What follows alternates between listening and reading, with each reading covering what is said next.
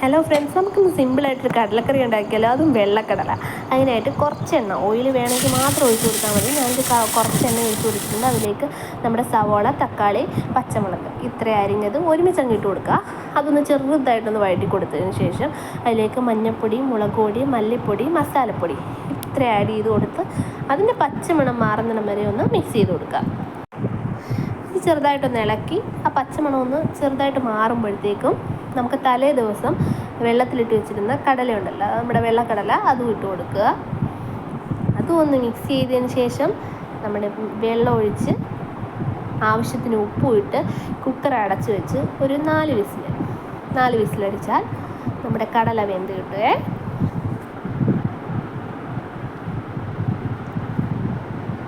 Cooker അടച്ച് വെച്ചു, വിസിലടിച്ചു.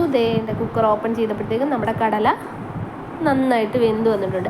ഇതിപ്പോൾ ഒരു ലൂസായിട്ടിരിക്കുന്നു അല്ലേ, കടല വേറെ വെള്ളം വേറെ അങ്ങനെ ഇരിക്കുന്നു. അപ്പം നമ്മൾ അതിനായിട്ടൊരു ഐഡിയ ചെയ്യാം. കുറച്ച് കടല എടുക്കുക, മിക്സിയുടെ ജാറിലോട്ട് ഇടുക, നന്നായിട്ട് അങ്ങ് അരച്ചെടുക്കുക. കുറച്ച് കടല മതി കേട്ടോ.